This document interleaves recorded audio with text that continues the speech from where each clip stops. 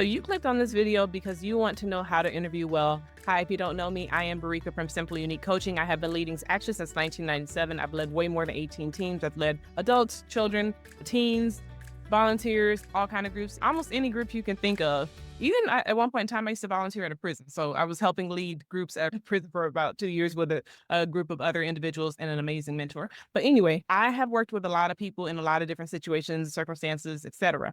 And I've done quite a few interviews. And I want to help you to know one of the methods that I have used that I learned many years ago about how to interview well. And I'm going to give a real life example too of recently how someone that I was interviewing did not do this, but they asked a question and said, hey, if I didn't get hired for this position, let me know why I get hired. And this is the exact reason why I told them they would not be considered for the position. Okay. Because they didn't do this. So there is a method called STAR. In an interview, whenever you're asked a question, and it depends on the question, but especially with behavioral interview questions. So behavioral interview questions, you may say, hey, what are those? Those are questions where the person is trying to figure out how you would behave in a situation or how you have behaved in the past in a situation. So either what you would do in the present or in the future, or what you have already done in the past, because that tells the interviewer quite a bit about you. Now I'm gonna teach you stuff. Don't use my good tips for evil. Okay. So don't go to interviews lying and then say Barika told you have to know. Don't don't use it to lie to people, because when you get to the job, they're gonna find out the truth, and it's just be yourself and the right job is gonna find you and it's gonna go well for you. Okay. Trust me, trust me, trust me, trust me. When you're being asked a situational behavioral interview question, I could say something like, tell me about a time when you had a difficult conversation you had to have with a customer. How did it go and what happened? Okay. So that's a behavioral type interview question. And with behavioral type interview questions, again, what I mentioned is that they're looking to see how you would handle situations. They're trying to pick up on something that is needed for the job and see if you are able to meet that prerequisite or that requirement for the job based on how you respond. Okay. So you want to make sure that you give these a good answer, and you want to make sure that ahead of time, prepare for these, think about all the scenarios that you have encountered in your life as you have been working. Think about the difficult situations that you overcome, and think about the situations where you really shine. You know what I mean? And those are going to be your best responses to these behavioral interview questions, but make sure it also fits the question. Okay. So let's go back to that question that I just asked. Tell me about a time where you had a difficult customer and how did you handle it? Okay. So this is a scenario I'm going to use from several years ago. So once I was in a position where I was what you would call a fixer, where I had to build relationships with other companies. And one of the companies that I was tasked with making sure I followed their analytics and determining how they were performing and ensuring that they were handling our requests and our workload in the way that it should be handled. One of them they started having really bad customer service issues. So you would call their customer service and you would be on hold for like an hour or longer. And sometimes you would be on hold and they would just hang up on you. And it was just a really bad situation. And it was like, okay, what's going on? Our work is getting backlogged because you guys are not handling it. And when we try to call you to find out what's going on, you are hanging up on us, or you're not responding to us, or you're telling us you're going to do something and it never gets done. So what's really going on? So at this point, I'm trying to figure out actually what is really going on. And even at that point, I had the ability to reach out to different people within the company. So I reached out to the different departments in that company. I even reached out to a VP a couple of times, never got a response back, which is very unusual for a highly professional company.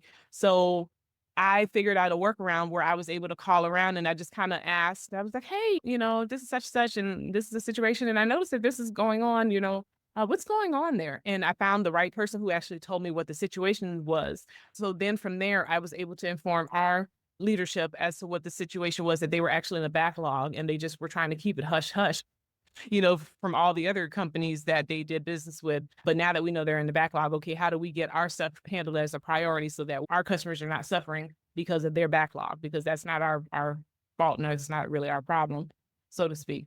And then also developing a connection within that company that was able to expedite our serious requests that needed to be processed in a more timely manner while they continue to work on their backlog as well as a plan for their backlog. So basically, that was how I was able to help a client with a difficult situation, because really, it wasn't really the client's fault. It was really this company's fault as to what the situation was. But I had to go through several means in order to get it resolved, to find out what the real root cause of the issue was and to get the issue resolved. So that's just one scenario. So now let's talk about stars. So In that example, I use a situation. What was the situation? Put it down in the comments if you know what the situation was. I'll tell you in a little bit. And I used the task that I had to perform, the action that I took, and then the end result. So you want to make sure it's like it goes full circle. Which one do you think was the situation? Which one do you think was the task that I took? Which one do you think was the action and what was the result?